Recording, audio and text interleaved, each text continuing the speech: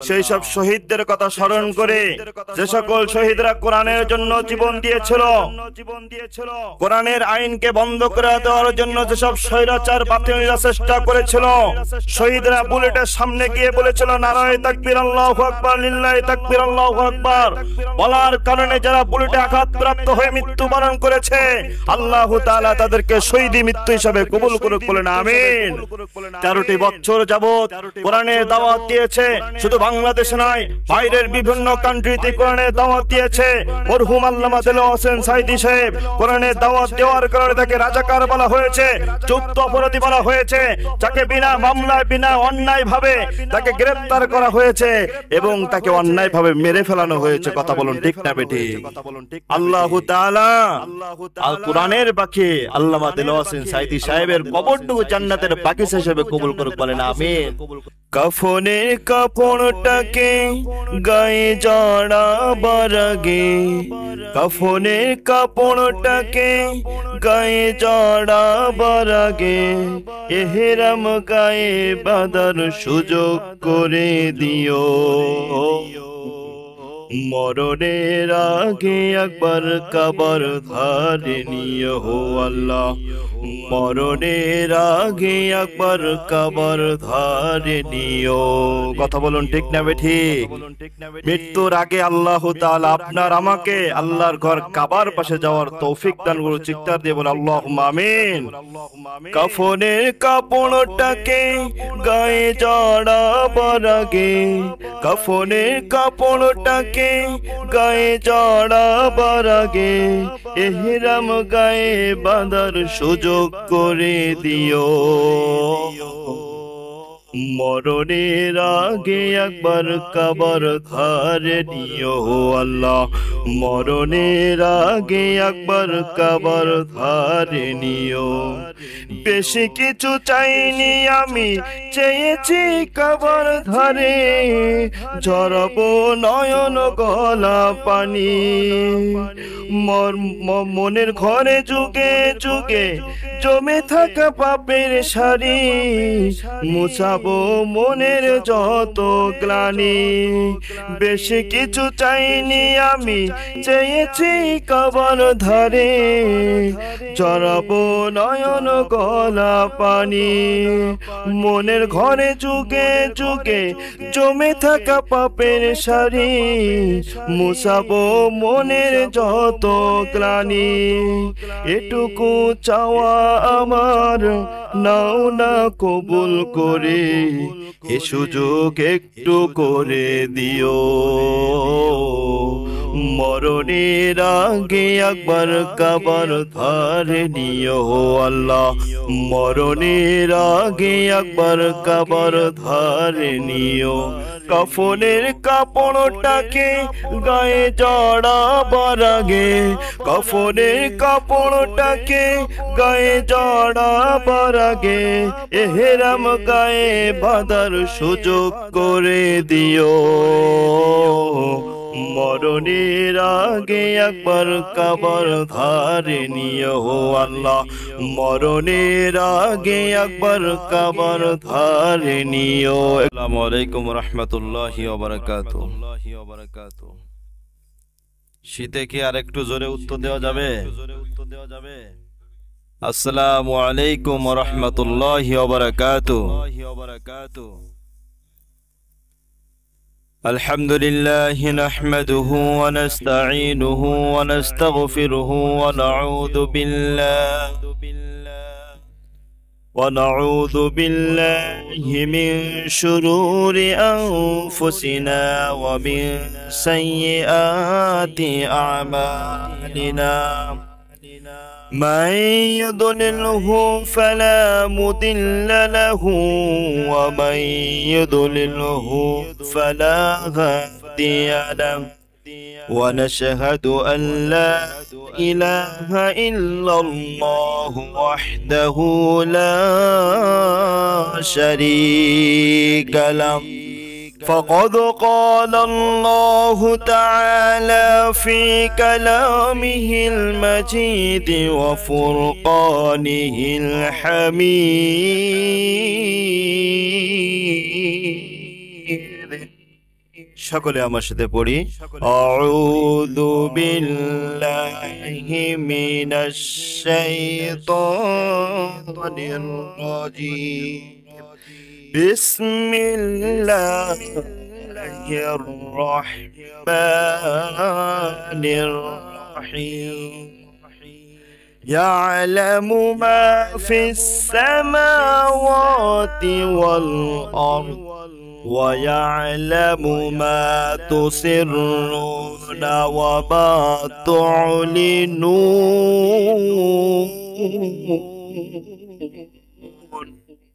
والله عليم بذات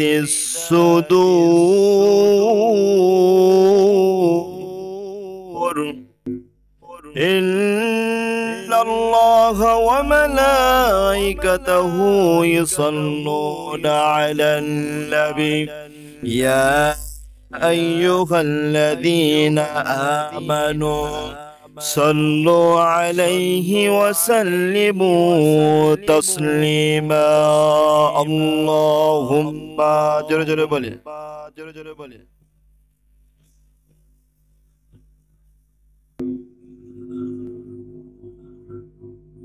وعلى آل سيدنا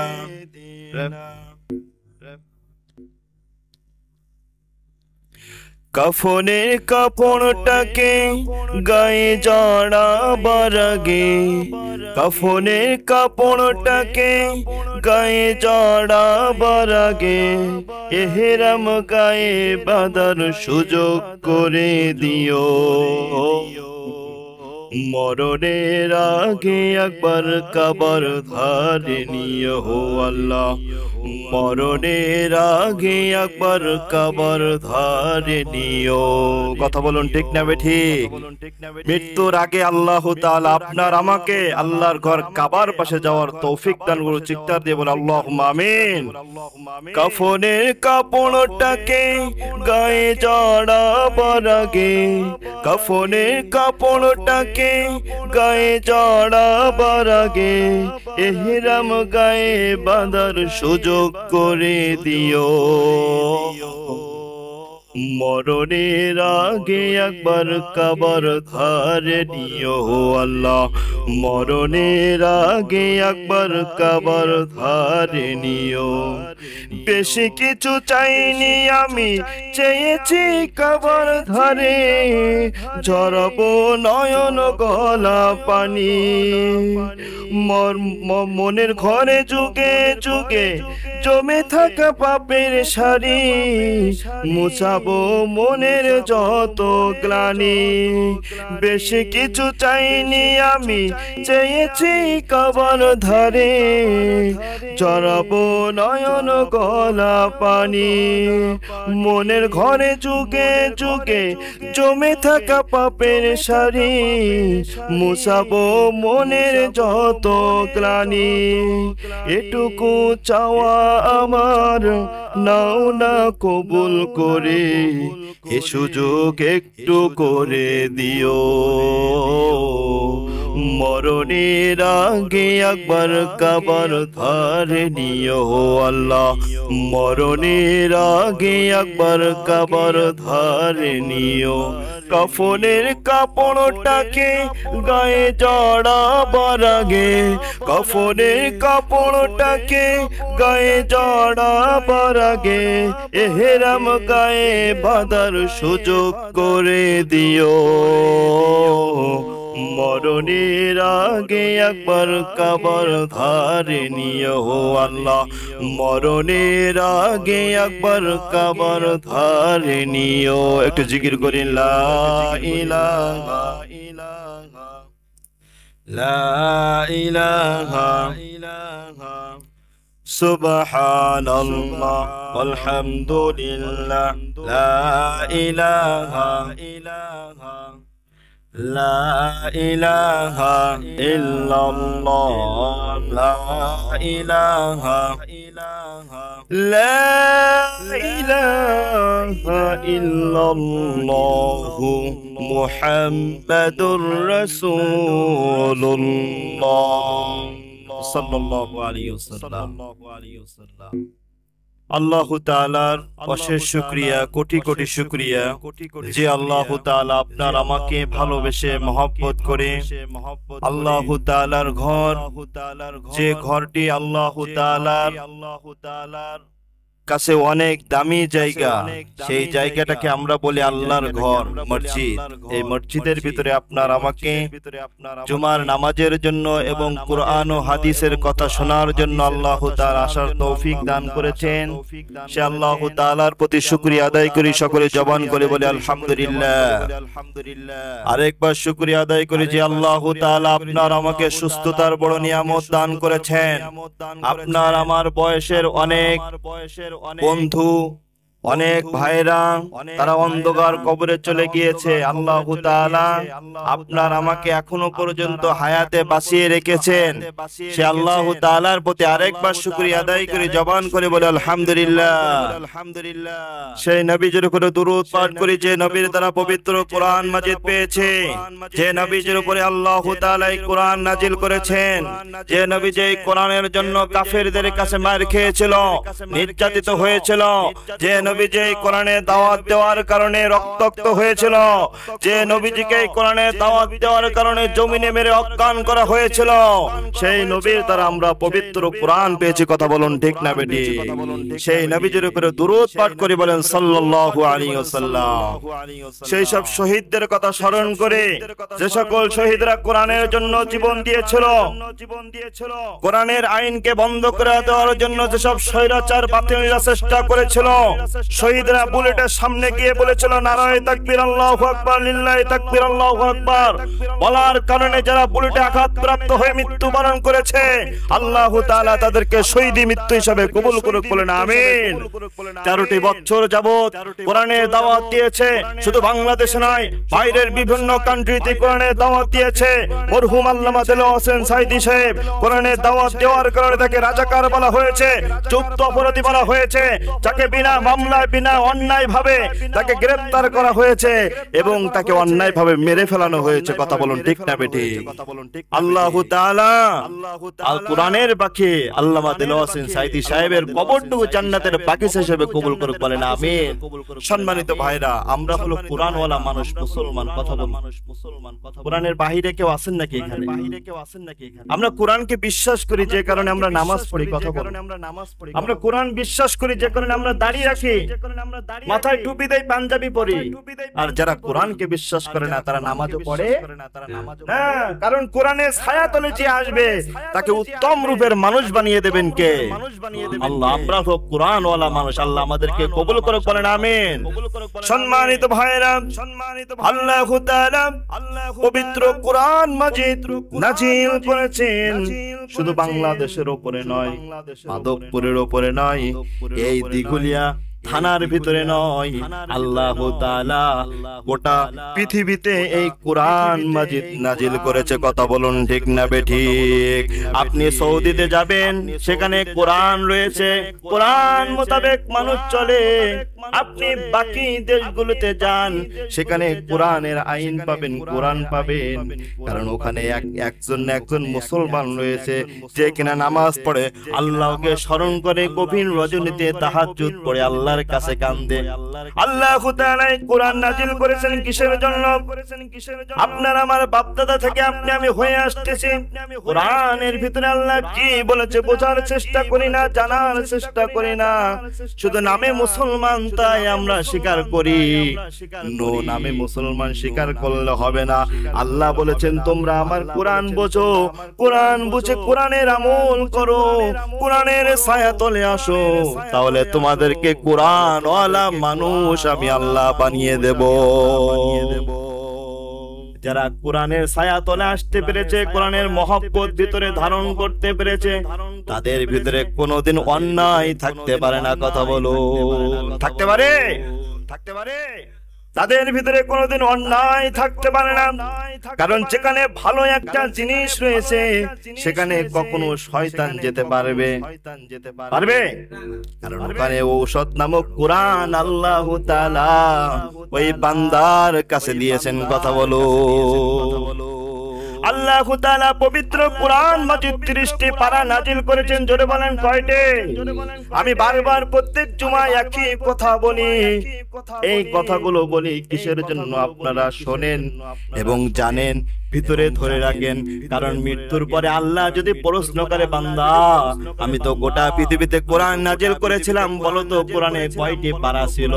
অনেকে 30, 40, 50, 70, 80 বছর হয়ে গিয়েছে, তারপরেও কিন্তু কোরআনে কয়টি পারা আছে এমন মুসলমান আছে জানে না। কথা বলুন, আছে কিনা? সেই জন্য আমি একই কথা প্রত্যেক জুমায় বলি, কোরআনে কয়টি পারা রয়েছে? বলেন। আমি প্রশ্ন করব, আপনার উত্তর দেবেন। এখানে ক্লাসের মতো মনে করতে হবে। কথা বলুন, কোরআনে কয়টি পারা রয়েছে? 30টি পারা রয়েছে। এবং 30টি পারার ভিতরে যে সূরাগুলো রয়েছে, এই সূরা সংখ্যা 114টি। সূরা কয়টি? 114টি সূরা। আল্লাহ তাআলা 64 নাম্বার সূরা, এই সূরার নাম হলো সূরা তাগাবুন। এই সূরা তাগাবুনি আপনি 30টি পারার ভিতরে, 28 পারার ভিতরে পেয়ে যাবেন। এই সূরার আয়াত সংখ্যা হলো 18 আয়াত এবং রুকু 492টি। শুধু তাই নয়, কোরআন মাজিদ আপনি বাড়িতে গিয়ে খুলে দেখবেন 556 নম্বর পৃষ্ঠায় এই সূরা রয়েছে। যে সূরা আপনি এখন ইমাম সাহেবের মুখ থেকে শুনবেন, যে সূরা তাফসীর শুনবেন। সম্মানিত ভাইরা, আল্লাহ তাআলা এই সূরা তাগাবুনের 4 নাম্বার আয়াতের ভিতরে কি বলেছেন গভীর মনোযোগ দিয়ে শুনতে হবে। শুধু মসজিদে আসলাম, শুনলাম, মসজিদ থেকে বের হয়ে গেলাম, সব ভুলে গেলাম, এরকম মুসলমানকে আমরা হতে চাই? কথা বলেন। আমরা এমন মুসলমান হতে চাই, ইমাম সাহেবের মুখ থেকে কোরআন ও হাদিসের যে কথাগুলো শুনবো, মসজিদে শুনবো এবং আমরা বাহিরে এইগুলো আমল করতে চাই। শুধু তাই নয়, রাষ্ট্র, প্রত্যেকটা সমাজে, প্রত্যেকটা জায়গায় আমরা কোরআনের আমল নিয়ে আমরা চলতে চাই। কথা বলুন। আল্লাহ তাআলা 4 নাম্বার আয়াতের ভিতরে বলেছেন, ইয়ালামু মা ফিস সামাওয়াতি ওয়াল আরদ। তিনি জানেন যা কিছু আসমান ও জমিনে আছে। আসমান ও জমিনে যা কিছু রয়েছে সব কিছু জানেন কে? জোরে বলেন। কথা বলতে হবে কে? আসমানে যা কিছু রয়েছে ওই খবরও জানতেছেন কে? এইবার ধরেন আপনার আমার বাড়ি জমিনে মাটির উপরে বসবাস করি, আয় রোজগার করি, আপনার আমার ছেলে মেয়ে রয়েছে। এই মসজিদ মাদ্রাসার উপরে, মাদ্রাসা মসজিদ জমিনের উপরে, মাদ্রাসা জমিনের উপরে, আপনি আমি বসবাস করি জমিনের উপরে। আপনার আমার সমস্ত খবর রাখেন কে? জোরে বলেন। আল্লাহ সেই জন্য কোরআনে বলেছে, ইয়ালামু মা ফিস সামাওয়াতি ওয়াল আরদ। আসমান ও জমিনে যা কিছু রয়েছে সব কিছু কে জানেন?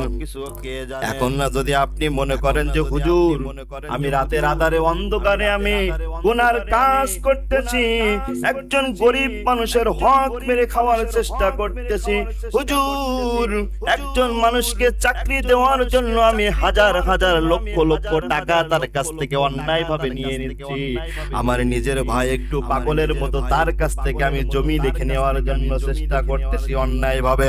বলেন তো এই রাতের অন্ধকারের ওই খবর দেখতেছেন কে? যারা বলেন কে? আর যারা বেনামাজি রয়েছে, নামাজ পড়ে না, আজানের সময় চায়ের দোকানে হা করে তাকিয়ে থাকে যে টেলিভিশনের ভিতরে নায়ক নায়িকা কখন নাচানাচি করে, বলেন তো ওই খবরও দেখতেছেন কে? আল্লাহর চোখ থেকে কি ফাঁকি দেওয়া যাবে? যারা বলেন। এবার ভালো খবর বলি, রাতের অন্ধকারে 2:30টার দিকে 3টার দিকে নিচের স্ত্রীর পাশ থেকে উঠে এসে ফরজ গোসল করে উজু করে ঘরের আধারে জায়নামাজ বিছিয়ে তাহাজ্জুদে বসে আল্লাহর কাছে 2টি হাত তুলে কান্নাকাটি করতেছি, ওইটাও দেখতেছেন কে? বলেন তো রাত্রে সমস্ত মানুষ ঘুমায়, আল্লাহ কি ঘুমায়? কথা বলতে হবে। আল্লাহ শুধু এই দিগুলিয়া থানার উপরে কি জেগে থাকে? গোটা পৃথিবীতে আল্লাহ তাআলা দিনের বেলাও বান্দার খবর জানেন এবং রাতের বেলা ভালো খবর জানার মালিক কে। সম্মানিত ভাইরা, আল্লাহ তাআলা বলেছেন ওয়া ইয়ালামু মা তুসিররুনা ওয়া মা তু'লিনুন। আল্লাহু আকবার।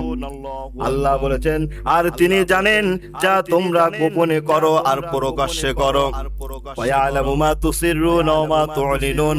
আল্লাহ বলেছে বান্দারা তোমরা গোপনে যা করো এবং প্রকাশ্যে যা করো সব কিছু দেখতেছেন কে। কোরআন থেকে কিন্তু কথা বলতেছি, কোরআনের বাহিরে নয়, কোরআনের বাহিরে নয়। ওয়ায়ালামু মা তুসিররুনা ওয়া মা তু'লিনুন। বান্দা গোপনে যা করে দেখার মালিককে এবং প্রকাশ্যে যা করে মানুষের সামনে যা করে আল্লাহকে দেখানোর উদ্দেশ্যে যা করে তাও দেখতেছেন কে। গোপনে আপনি অন্যায় কাজ করতেছেন, হারাম কাজ করতেছেন, গোপনে একজন মানুষকে আপনি সমাজ থেকে তাড়িয়ে দেওয়ার জন্য চেষ্টা করতেছেন, আপনি গোপনে আলেমদের নামে মিথ্যা মামলা দেওয়ার জন্য চেষ্টা করতেছেন, আপনি গোপনে আলেমকে কিভাবে ফাঁসির রোস্টে ঝোলাবেন সেই চেষ্টা করতেছেন, আপনি গোপনে কিভাবে ওয়াজ মাহফিল বন্ধ করে দেওয়া যায় সেই চেষ্টা করতেছেন। বলেন তো আপনার এই অন্যায় চেষ্টা দেখতেছেন কে? আল্লাহ তাআলা বলেছেন প্রকাশ্যে যা করে তাও আমি দেখতেছি। আপনি প্রকাশ্যে সবার সামনে নামাজ পড়ার জন্য আসতেছেন মসজিদে, আপনার এই প্রকাশ্যে নামাজ পড়া আল্লাহর ইবাদত করা তাও দেখেন কে?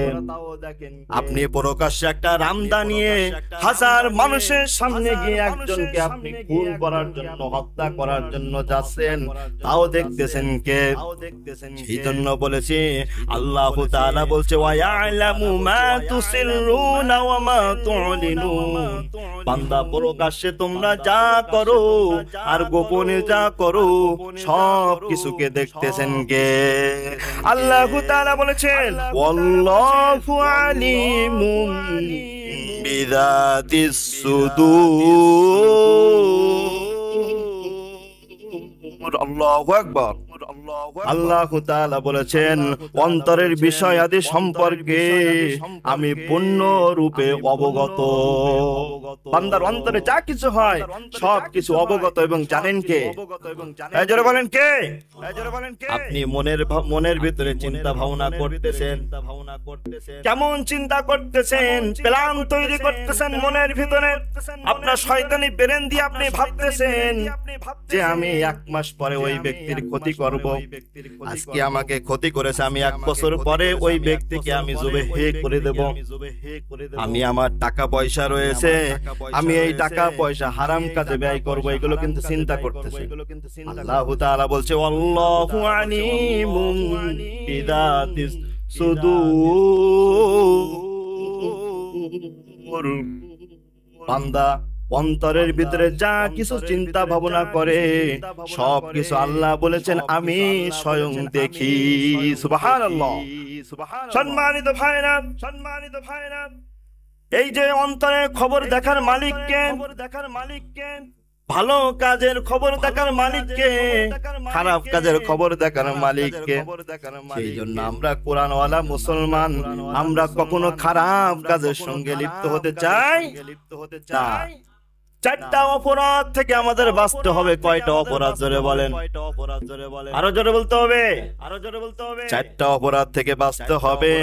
এই 4টা অপরাধ থেকে যদি আপনি আমি বাঁচি, আপনার আমার ইহকালীন দুনিয়ার শান্তি এবং পরকালীন দুনিয়ার শান্তির ব্যবস্থা করবেন কে?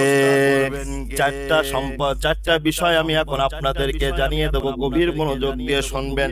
1 নাম্বার পয়েন্ট, ওজনে কম বেশি দেওয়া। দেখবেন সমাজটা এমন হয়ে গিয়েছে ওজনে কম দেয়, কথা বলেন, আর নিজের সময় যখন নাই তখন বেশি বেশি নাই, কথা বলে। সমাজে এরকম আছে কিনা? বাবা মারা গিয়েছে, মা মারা গিয়েছে, জমি জমা ছেলে পেলের নামে দিয়েছে, বড় ছেলে গায়ে জোরে বেশি লেগে নিয়েছে, কথা বলে। কথা বলে না, বেশি নিয়েছেন, অথচ একজন ভাই সে ভালো বোঝে না, ভালো জ্ঞান নাই, ধারণা নাই, তাকে কি করেছে, কৌশল করে কম দিয়েছে। এই কম বেশির খবর জানতেছেন কে? দ্বিতীয় নাম্বার পয়েন্ট, খাদ্যে ভেজাল দেওয়া। কথা বলেন, খাদ্যে কোনো ভেজাল দেওয়া যাবে না? খাদ্যে ভেজাল দেওয়া যাবে না। খাদ্যে ভেজাল কেমন ভাবে দেয়? উপরের থেকে অর্ডার আসে, এতগুলো মাল গরিব মিসকিনকে দিতে হবে, কিছু গরিব মিসকিনকে দেয়, আর ওর থেকে কিছু খাদ্য নিজের স্বার্থের জন্য নিয়ে নেয়। কথা বলু।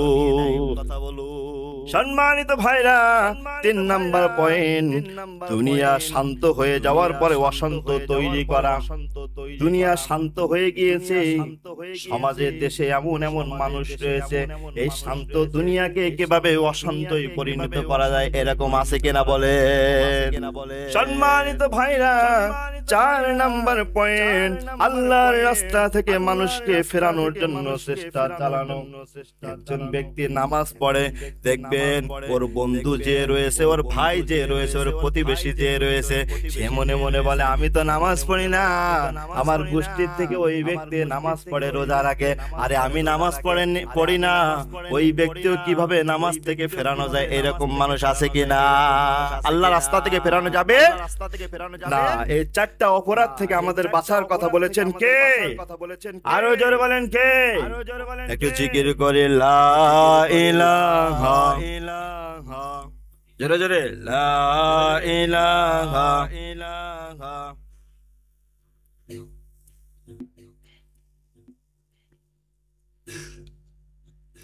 সুবহানাল্লাহ আলহামদুলিল্লাহ, লা ইলাহা ইল্লাল্লাহ মুহাম্মাদুর রাসূলুল্লাহ সাল্লাল্লাহু সাল্লাল্লাহু। আজকে কি দিন? কিসের দিন? আজকে কি দিন? কিসের দিন? ঈদের দিন না রমজানের দিন? রমজানের দিন। রমজানের দিন নাকি? রমজানের দিন নাকি? আজকে হলো জুমার দিন। এই জুমার দিন আল্লাহ রাসূল বলেছেন, এই জুমার দিন প্রত্যেকটা মুসলমানের ঈদের দিনের সমান। ঈদ অর্থ খুশি খুশির দিন। এই জুমার দিনের কিছু সুন্নাত সমূহ আজ আপনাদেরকে জানিয়ে দেব। শুনতে ইচ্ছুক তো সবাই ইনশাআল্লাহ? 1 নাম্বার সুন্নাত হলো জুমার দিনের ফজরের নামাজটি জামাতে পড়া। 1 নাম্বার সুন্নাত, জুমার দিনে ফজরের নামাজটা কোথায় পড়া? জুমার দিনে যে সুন্নাত গুলো বিশ্ব নবী যে বলেছেন, 1 নাম্বার সুন্নাত, জুমার দিনে 1 নাম্বার সুন্নাত হলো ফজরের নামাজ জামাতের সহিত পড়া। সমাজে দেখবেন জুমার দিন কেন ঈদের দিন ফজরের নামাজটাও জামাতে পড়ে না, এরকম মুসলমান আছে কিনা? আল্লাহ রাসূল কারীম সাল্লাল্লাহু আলাইহি ওয়াসাল্লাম বলেছেন, মুনাফিকদের 2টা নামাজ অনেক কঠিন হয়ে যায়। কয়টা নামাজ? জোরে বলেন কয়টা? 2টা নামাজ অনেক কঠিন হয়ে যায়। 1 হলো ফজরের নামাজ, 2 হলো ইশারের নামাজ।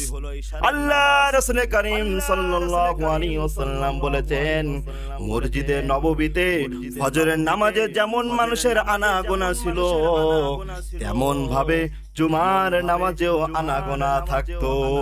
সুবহানাল্লাহ, সুবহানাল্লাহ। একজন আলেমকে জিজ্ঞাসা করা হলো, হুজুর ফজরের নামাজের যে বাতাসটি, ওই বাতাস এত সুগন্ধ কেন, এত সুন্দর কেন? তখন আলেম বলল ভাই, এই ফজরের নামাজের যে বাতাসটি এত সুগন্ধ এবং সুন্দর, এই কারণে ফজরের সময় তো মুনাফিকরা ওঠে না, আর মুনাফিকরা উঠলে ওদের নাকের গন্ধ বের হয়, যে কারণে দেখবেন ফজরের নামাজ অধিকাংশ মানুষ পড়ে না। কথা বলো। তাহলে আজকে যারা ফজরের নামাজ পড়েন নাই, আপনাদের সুন্নাত আদায় হয়েছে নাকি? বলেন, কথা বলতে হবে। আজকে জুমার দিনে যারা ফজরের নামাজ পড়েন নাই, সে ব্যক্তির একটা সুন্নাত আদায় হয়। ইনশাআল্লাহ আজকে নিয়াত করি যে আগামী জুমা থেকে ফজরের নামাজ জামাতের সহিত পড়বো। পারা যাবেন ইনশাআল্লাহ? সময় এসে গেছে। 2 নাম্বার পয়েন্ট হলো মিসাক করা। কি করা? আল্লাহ রাসূল মিসাক করতেন এবং আল্লাহ রাসূল বলল আমার শেষ আমল হলো মিসাক। মিসাক যদি ফরজ হতো করা তাহলে আমি নামাজের আগে মিসাক উম্মতের জন্য জারি করে দিতাম। এই মিসাকের এতটা মূল্য। যে ব্যক্তি মিসাক করবে মৃত্যুর আগে ওই ব্যক্তির জবান থেকে আল্লাহ কলেমা তৈরি করে দেবেন। বাড়ি গিয়ে বলবেন সুবহানাল্লাহ। 3 নাম্বার পয়েন্ট জয়তুন তেল মালিশ করা। জয়তুন তেলের ভালো খবর আপনারা জানেন, জয়তুন তেল মালিশ করলে শরীর থেকে আল্লাহু তাআলা অনেক ধরনের রোগ জীবাণু দূর করে দেন। 4 নাম্বার পয়েন্ট জুমার দিনে সুগন্ধ লাগিয়ে মসজিদে আসা। 5 নাম্বার পয়েন্ট সুন্দর জামা পরা। সুন্দর জামা পরে আসতে হবে। আল্লাহ রাসূল বলেছে টাকা পয়সার মালিক অর্থ সম্পদ রয়েছে, জুমার দিন নামাজ পড়তে আসবে, আসে ছেঁড়া গোড়া নাম জামা কাপড় পরে এরকম আছে কিনা বলে, একটা শার্ট পরে আসে, একটা গেঞ্জি পরে আসে, অথচ দেখেন তার বাক্সের ভিতরে সুন্দর সুন্দর পাঞ্জাবি রয়েছে, সে পরে আসে না। টাকা পয়সার কিন্তু অভাব নাই। আল্লাহ রাসূল বলেছেন জুমার দিনে তোমরা পাঞ্জাবি পরে আসবে, আসলে তোমাদের সুন্নাত আদায় হয়ে যাবে। বলেন সুবহানাল্লাহ। আরো সুন্নাত রয়েছে, যা হোক সময় চলে আসছে, আগামী সপ্তাহে ইনশাআল্লাহ বাকি সুন্নাতগুলোর কথা আপনাদের সামনে বলবো। আল্লাহ তাআলা কোরআন ও হাদিস থেকে আমরা যে কথাগুলো শুনেছি আমাদের আমল করার তৌফিক দান করুন। আমাদের আমলে জিন্দেগি আল্লাহ তাআলা কবুল করুক। আমিন। আখির দাওয়ানা আলহামদুলিল্লাহি রাব্বিল আলামিন।